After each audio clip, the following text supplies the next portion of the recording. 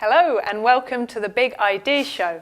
I'm Liu Batchelor and today I am joined by Alex McLaren, trustee at the Folkestone Town Sprucer project. Hello. Hello, thank you for having me. Thank you for joining me today. And can you give us, in a nutshell, what is the Folkestone Town Sprucer project for those who don't know? Yes, so the Folkestone Town Sprucer is Peter Phillips, and every morning at 8:30 on weekdays he meets a troop of volunteers who join him at the Sunflower House on Ford Road, and then they head out into Folkestone, making the place smarter, nicer and better. And that can be in all kinds of ways, clearing up messy bits, cleaning graffiti and doing tons of litter picking. There's always many, many bags of litter done at the end of the day. Brilliant, sounds good. Look forward to hearing more about that after these titles.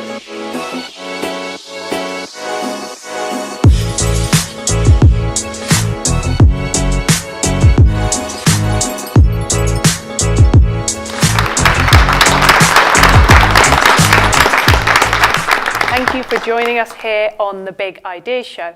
And in this episode's discussion, we're going to be exploring a little bit more about the big picture of the Folkestone Town Sprucer, because I think it brings some very interesting ideas beyond the practicalities of what you do on a day-to-day basis, but more for the community and how it can grow and how a number of community-based projects can really take off and flourish wherever they may be based. I have to start by saying a big thank you to everyone who helps make the Big Idea Show possible. Our hosts for the evening are The Grand in Folkestone. We have the Glass Whiteboard Company who are our sponsors, and to all of our contributors who you'll see at the credits in the end. But now on with the interview. Alex, thank you again for joining me tonight. Thank you for having me, Lou. So, you told us about the Folkestone Town Sprucer. It's people going out, making the town better, nicer, shinier, by the sounds of it. Sprucing it up. Yes, exactly. But just a little bit more before we kind of hear about what inspired you to get involved. Yes. I've heard that there's a lot kind of bigger things and bigger benefits going on behind the scenes, really, aren't there, in terms of employment? Yes, so as well as it benefiting the people who live in Folkestone, because it makes the place a nicer place to be, there's also two benefits, I think, obvious ones. One is that the volunteers who are part of the Sprucers team, quite a lot of them are people who've been out of work for a while, and so they've found their way to the project through the job centre, where they were referred to it as a kind of work experience project, or as a way of being involved in something really meaningful on a daily basis. Yeah. I don't know if you've ever been unemployed, but I have briefly, and it was long ago, but I vividly remember how difficult it is just to think your way out of the problem when you don't have a routine. Yep. And so these guys show up every day, and they're absolutely brilliant. And you'll see them. They're the guys wearing the high-vis jackets. Yep. And quite a lot of them then find themselves getting back into paid work, partly because of the benefit of being part of a team with the Sprucer project. Yep. So that's one of them. The other is, I think, because this is a small project, everybody in the town is available to contribute towards it, and people feel quite a strong sense of identification with it. They feel quite proud of it. Yep. And so they're always patting people on the back and showing up and having conversations and saying thank you. It was a great story. They were doing some work the other day on the Dover Hill that goes into Folkestone from up at Capel, and somebody's pulled over their van and dropped off a load of biscuits and cans of Diet Coke for them, just because they knew this was the Sprucer team rather than just a kind of an outfit doing a contract for the local authority. Yeah, and that's what I kind of like about everything I've heard about the Folkestone Sprucer project is Folkestone Town Sprucer. Is this idea of how it kind of feels like it's so much more than just doing litter picks and tidying up a bit. Exactly like you've said, it feels like it's really captivated the community. But what was it that particularly inspired you to get involved? Right, well, I moved here about 5 years ago, maybe 4.5, 5 years ago. And when I got here, I chose Folkestone specifically because there's something exciting about it. But as soon as I was living here, it was in winter, I suddenly realised, God, there's a real litter problem in the town. And I know there's a lot of interesting reasons why that is. It's partly to do with the seagulls ripping open people's bin bags, which I'm sure is a problem that is solvable. But I thought it was tatty. And I remember, so one way or another, I connected up with the guy who invented the Sprucer project, who was David Taylor, the late David Taylor, because he passed away in December, not last December, the December before. And he had moved here about 8 years before me, and he was an incredibly activist person. I've never known anything like it. Did you ever know him? No. He had sort of wild white hair and was like kind of a very brisk voice. He was like a kind of a colonel out of an old war film. I remember going round to his house, and the first thing he did was offer me a scotch and soda, which had never happened before. And basically he was living in Bradston Road, and he really wanted it to be smarter because it was being used as a kind of, it was just really messy. And so he started the Bradston Association, from which the Sprucer project sprang. So it was very, very local, just his street. Yeah. And then it grew out of that. And he was looking for people to help be part of it, because when you establish something, it can be, people get quite excited about the beginning of something, but it's the ongoing commitment to a project like the Sprucer, which can be a little bit more challenging. And I had some experience of that in other projects I've been involved in elsewhere. Okay. So that was my initial attraction to it. Okay, so that ability to take a project and go, right, we've got something great here, but how can it go to the next stage? Yes, because when something's new, and everybody's like this, I think, you notice it, and then once it's there consistently, it can be so easy just to take it for granted. Yeah. And I know that David, sometimes had to kind of like use it or lose it. He would run a campaign to raise money for it, and the way it works is that Peter is paid a salary, as it should be, because he's there every single day, and he's been consistently there all the way through the kind of the quite tumultuous periods when he lost the founder when David passed away, and making sure that we've got ongoing funds for that. That's quite a challenge, just in terms of fundraising commitment. But I don't want to get too distracted by that, because actually the benefits of it all are all quite clear. And it was quite striking that when we recently did a fundraising project in the winter, we raised thousands of pounds quite quickly over the Christmas period, just to kind of to keep the coffers nice and swollen. Yeah. But that thing of somebody else's project as well is quite interesting, because I didn't invent this. I think it's a good thing, and I think it's quite exciting and quirky and unusual. But so it means that we've had to really reinvestigate how it works and the way it works in order to get our own perspective on it, in order to provide us with our own kind of ownership and motivation of it. Yeah. So how would you say, how is it different? How have you taken it on, and what have been some of the challenges, but also some of the opportunities? Right. So picking something up. The first big challenge is that because David was a retired person, and he was incredibly energized, but he could manage it himself. But the trustees that currently are running it, we're all got work to do and busy lives, family lives and things. So we need to try and find a way of it being administered properly and sustainably going forward. So we're going to be looking for some administrative support to back it up, and that will change the budget for the project, among other things. So that's the kind of the first thing. Secondly, I think maybe we're thinking slightly more long-term about what ought to happen. And so if any ideas you have about our 3, 5 and 15-year plan would be very welcome. Although we have some ideas, which I'm very happy to discuss with you. Cool. Okay, brilliant. And yes, I think that would be good. We're going to have a quick break now, and we're going to come back and we're going to talk about this idea of, how do we create that bigger vision, that bigger picture, and what it is for the town Sprucer, but also I think what links in very nicely is what it is for Folkestone. I think the Folkestone Sprucer really sums that up. So we're chatting about that after this quick break.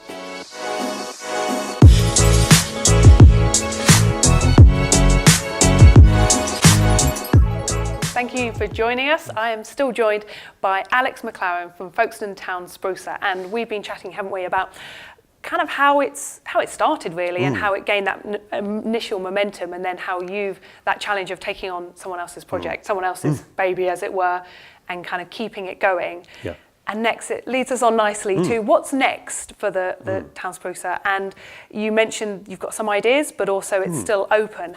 How do you think we approach big things like this when we go, there's so much potential, there's so much opportunity, both for the project and for Folkestone as a whole, but also there's a certain amount of being in the moment and making sure that people enjoy it, and we're not too, okay, this is serious, we have to hit our goals without neglecting day-to-day stuff. Okay, so the people who are, apart from Peter, everybody else has kind of got involved in it because they want to feel good.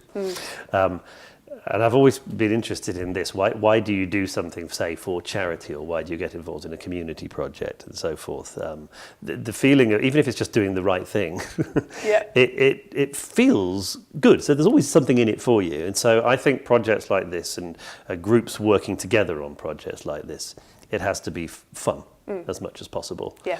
And so that, I think, has been my main focus as we renew it. Basically, that's the way we're talking about it as trustees, the renewal project. Yeah.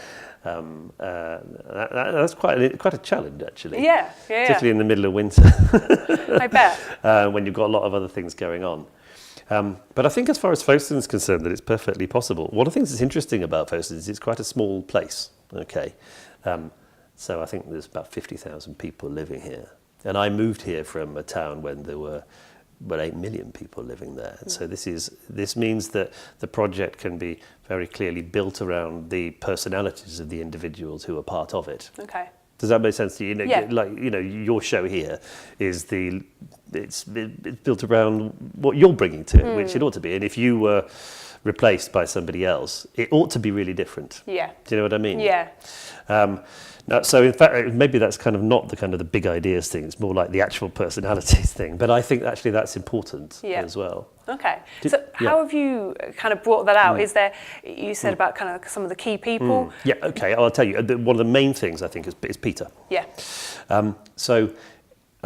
If you're working with a group and motivating a group of volunteers every day, then you need to be able to get them going. Yeah. And that's not easy. And he has very particular qualities. He's able to do that. He's able to keep people's spirits up and get them energized, and also keep them coming back. And that's special. I think if and when Peter decides he wants to do something else, then there'll be another renewal project as we think about, okay, what shape of project will work with this new person who's doing the job. Yeah. So that's for the future. I think that's important. Yeah. Definitely. What else? Reflecting on that. I think finding the sort of a team of trustees to be part of it, that's quite interesting as well. It needs to be people who've got an interest in doing it and are looking to enjoy that as well. Yeah. So I've discovered that it's a losing strategy to try to persuade people to come on board with a project like this. Yeah. You need to say, look, here it is. This is what we're doing. Do you want to come and be part of it? Do you want to come and join the team for fun? Yeah. So if you know anybody who wants to be a trustee, Lee, who has the time and energy. Okay. And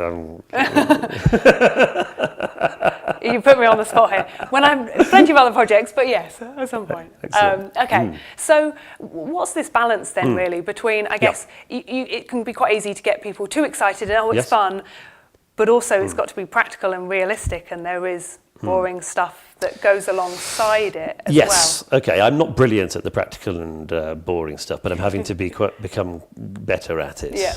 So the kind of all the sort of the form filling and the paperwork element, that's actually a key part of it being sustainable in the long run. And I'm sort of arms deep in all of this at the moment. I think that it can be quite intimidating, actually, all the practical side of stuff, and I think it can put people off. What I think is obviously is key is you look for people's strengths. Yeah. And so if there are, for example, there might be a whole load of things which for me would take me weeks and be profoundly stressful. But there is a person out there who could do it all in a day and a half, and wonders what all the fuss is about. And so mainly I think it's about casting the net out and finding those people and bringing them aboard with the project. Yeah. Allowing people to give back in a way that suits them and their skills. Yes, right. Yes, it needn't just be about people donating money. And of course, not everybody can afford to just hand over cash to a project like this. Or they may be able to, but they might have other priorities, and that is really important. So when you have a sort of a show like this, and you've got various different people coming to talk to you about their projects, the risk is in a small town we'll think of we're all competing for the same resources. And that's sometimes the way people sort of pitch it, but I don't think we are at all. I think, particularly for the Sprucer project, there's definitely the benefits for everybody, and I think there's all sorts of ways in which people can contribute. Yeah, definitely. And on that note, I'm going to ask you kind of a slightly wider question, because I know you're involved in loads of stuff, and there's Folkestone Soup, so you see a lot of the great stuff and projects and people that Folkestone is doing. how would you sum it up? What do you think it is that Folkestone has that is different, and why it is able to put on projects like the Sprucer, Folkestone Soup, all of them? I'm not entirely sure. I'm conscious that when I am going to do kind of community stuff, I often see quite a few of the same faces. And I'm also struck by the balance between people who, like me, are relatively recent arrivals and people who have been here for generations or who've lived here all their lives. And I think we have, I think there's quite a lot of people who are blow-ins, new arrivals, or DFLs. And I think the good reason for that is that if you have your family here, or you grew up here, and there's people around you who've known you since you were a little boy or a little girl, then you're not necessarily driven in the way in terms of looking for community. Whereas, the people I grew up with are all in Lancashire. The people I did my 20s with are in London or drifted out in different directions. Not everyone comes to Folkestone, perhaps contrary to appearances. And so that means that there's maybe a different attitude to community activity because the fact that more and more people are showing up. I remember looking at the statistics a few years ago that I think it was, don't quote me on this, but it was something like 3,000 people had moved in this direction to the sea, and about 1,000 people had made the opposite journey from the CT19 and 20 postcodes up to London.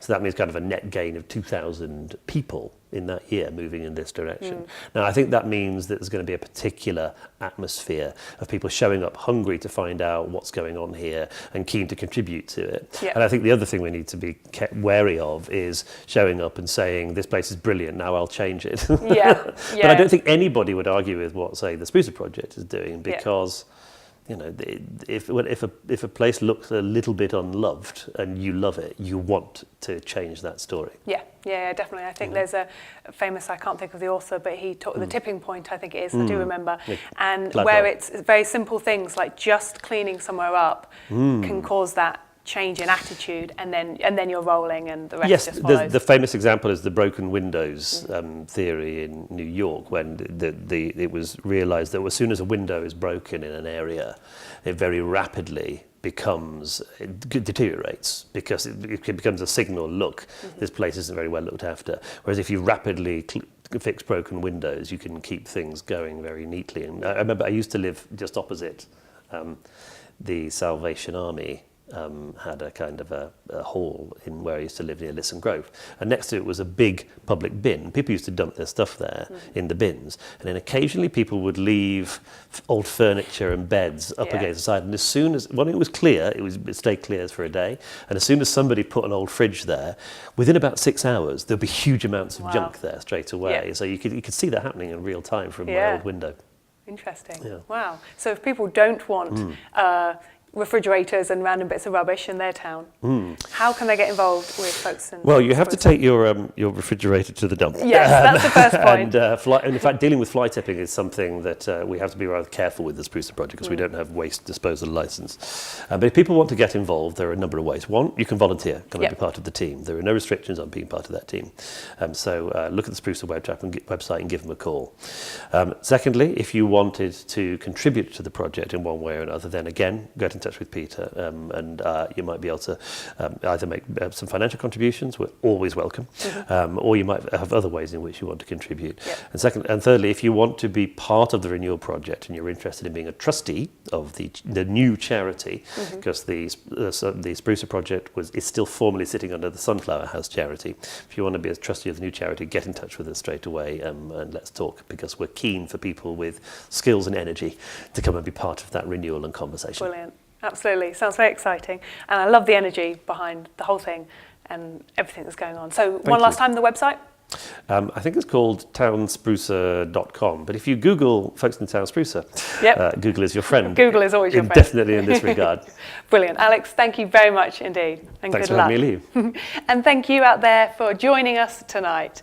And if you have a great local project in Kent or in Folkestone, then please do get in touch. We're always looking for inspiring people and projects to get in this hot seat.